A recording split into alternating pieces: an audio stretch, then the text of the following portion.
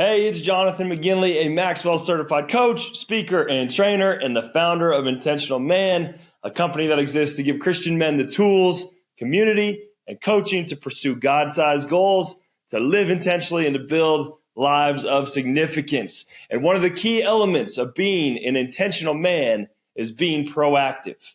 As a man, you have so many roles and responsibilities thrown at you each day. It can feel very easy to just fall into reaction mode, right? And this is where you're continuously reacting to the things that are thrown at you. This happens to me all the time. I might be really intentional in some areas, but then passive and reactive in others. I might be proactive at work, but coasting or on cruise control with my relationships. I might be proactive with my health and my workout routine, but then completely reactive in my finances, where you're just following impulses and choosing short-term comforts over what's best in the long run. Can you relate to some of that? Can you think of areas right now in your life where you're on cruise control? Can you think of areas of your life right now that you're being reactive instead of proactive? And if so, that's okay. You can't always be perfect in every single area of your life, but it is important to continuously evaluate the different areas of your life to make sure that some don't go unattended for too long. And one of the areas that I don't proactively design often enough, and I'm sure some of you can relate, is my environment. This is an easy one to just let happen to us instead of being really intentional about it. And what I mean by your environment, I'm meaning things like the people you spend time with, the things you're filling your mind with, the places you often spend your time. All of these add up to create the environment that you live in. So let me ask you this. When was the last time that you strategically evaluated your environment and proactively designed it to make sure that it was helping you grow and that it was ultimately serving you, serving your vision, serving your values? When was the last time? Have you ever taken time to actually proactively design those different elements of your environment, or have you just kind of let them happen to you? I think we all understand how important our environment is, but oftentimes we do not actually take the time to proactively design it. And so that's what I want to talk about today. And the great personal development guru, Jim Rohn, he has a quote where he says, if you don't design your own life plan, chances are you're going to fall into somebody else's plan. And guess what they have planned for you? Not much, right? Not much. If you don't proactively design the different elements of your environment, chances are you're going to end up being a product of other people's designs, or you're going to be a product of just the circumstances or your emotions, things that happen to you. And as an intentional man, it's important that you take the time to take ownership of your environment and then actually design it to serve the vision that you have for your life, to help you pursue your God-given potential and to be the best version of yourself so that you can make an impact on those around you. So I want to give you 5 different areas of your environment to think about. Think about them this week and make sure that you're being proactive and how these areas are actually serving you. So the first one, and this is probably the most obvious, but probably the most important. This is the people that you're spending your time with.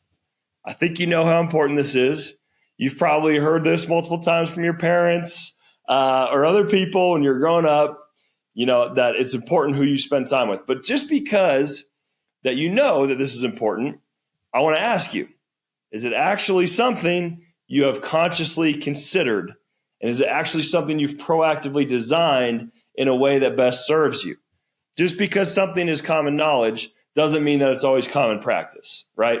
Just because we know something doesn't mean that's actually what we do.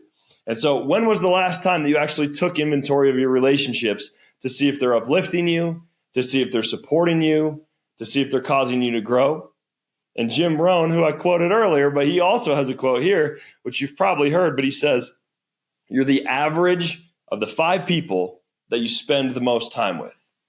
You're the average of the 5 people that you spend the most time with. So take a second to think about your life. Who are those 5 people that you spend the most time with? Who are those people? If your life and your future are going to be determined by the 5 people you spend the most time with, have you actually strategically picked 5 people that are ultimately influencing you for the good? Do those people fill you up, or or do they take away from your energy? Do they bring you closer to God? Do they cause you to dream bigger? Do they encourage you? Do they challenge you? This is a huge part of your life that you must actually assess, that you must actually take time to proactively think about and proactively design. And I'm not saying you have to just kick everyone out of your life if they're not perfect. Definitely not that at all. I just want you to think about the people that truly bring out the best in you and that are great influences in your life. And think about how you can actually have them in your life more. Oftentimes, as men especially, we have some good friends in our lives. We just do a pretty poor job of actually taking the initiative to spend more time with them, right? It's easy to just go months and months without actually reaching out and setting up times to be with these people that we call our close friends. So I want you to think about who those people are and then actually start proactively getting around them more. Think about the 5 people who are going to uplift you, who are going to influence you, and get around them more.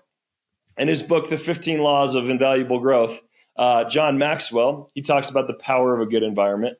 And he says in there that you cannot take the growth journey alone, not if you want to reach your full potential. The most significant factor in any person's environment is the people. If you change nothing else in your life for the better than that, you'll have increased your chances of success tenfold. So think long and hard about who you're spending the most time with, for wherever they are headed, so are you. Really good insight there from John Maxwell. So that's what I want to encourage you to do today. Think long and hard about who you're spending the most time with. I also want to say this real quick, because I think this is really important. It's important when we talk about this, that you are being someone that uplifts the environment of others, right? When we think about this, are you someone that should be in someone's top 5 list? Are you someone that's being intentional with the relationships that you have to make sure they're all positive? It can be easy in this area to sit back, hope that people uplift you, hope that people encourage you, hope the other people set up the hangouts, hope other people, bring up good, deep conversations. But I would encourage you to take initiative and ownership first. You probably have some close friends already that could really support you better and who you could have great life, real life, genuine conversations with if you just took the initiative to actually set that up. Or you took the initiative to actually just ask good questions when you're hanging out and have meaningful conversations. I know there's a lot of relationships in my life where we could just hang out all day. We could talk sports. We could make jokes. We could do whatever. But if I take ownership and sort of bring some of that intentionality to that relationship, usually they respond really well. Usually they jump in. We end up having a really meaningful time. So don't just kick people out of your life without first taking ownership yourself and making sure that you're bringing that culture to your environment. Okay, so that's first one, the people that you hang out with. The next thing of your environment to think about, is your home a conducive environment to your growth? So I'm not talking about relationships here. We already hit that. I'm talking about the actual design of your home, how you set things up. This is one we just don't think about that often. But does the design of your house and where things are placed encourage your healthy habits? Does it encourage you in your goals? And our habits are triggered by different cues in our environment. So, for example, if you're trying to eat healthier, but you have a jar of cookies just right there out in the open, it's going to make it extremely difficult to avoid. If you're trying to cut back on alcohol and you have a bar cart right there in the middle of the house, it's going to be difficult to avoid that, right? It's always in front of you. If you're trying to watch less television, but your entire house is centered around a TV and your TV remotes are right there, they're all out in the open, that's going to make it more difficult to not watch TV. So I want to encourage you to actually think about the goals and the habits, the vision that you have for your life, and then think about your house. Is it actually designed in a way that encourages it? So instead of cookies on the counter, maybe you put a basket of fruit. Instead of having a bar cart, maybe you have a cart that has supplements. You have your protein powder out there. You have some supplements that you want to take, other healthy items. Maybe that's what you put out in the open. For your TV, instead of having everything centered around it and your controllers out there, maybe you hide the controllers when you're done watching, and then you unplug the TV when you finish, and maybe you put a book out on the counter or just around the house so that you're actually encouraged to read more than to watch TV. I think this one is huge, and it's something that I, for a lot of my life, never even thought of. This wasn't even on my radar. You just kind of design your home for whatever looks good and you just go with it, not actually designing it in a way that is going to help you. So your home environment is probably affecting your habits more than you're actually aware of. So I want to make sure to encourage you guys, hide the things that encourage bad habits, and then the things that encourage good habits, make those as visible as possible. So I think that's a key for your house. The next one here for your environment, this is pretty similar. It goes right along with the last one, but have you proactively designed your work environment? So is your desk cluttered? Is your office messy? Like, how about your computer screen as you work? Do you just have email open? Do you have Slack just open all the time? Do you have an environment at work where distractions can just easily happen? If you do, you're most likely not going to be as productive as you could. If your phone is always sitting there on your desk, this is one that I do a lot unless I actually proactively think about it. Your phone is just sitting there, and so it's most likely going to get the best of you at some point. You're going to pick it up when a notification comes in. You're going to pick it up when you get bored or when you get, when you hit a challenge, if it's just sitting there. So the same principle applies as it did to our house. Make sure the things that encourage bad habits and distractions, make those invisible. Don't have your email open. Don't have your phone there. Don't have Slack open 24/7.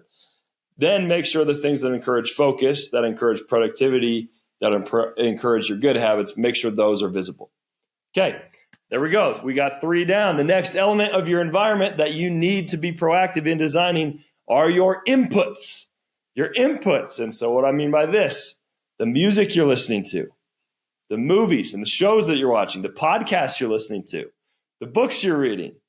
Have you actually proactively thought about how these are affecting your life? Or are you just coasting in this area?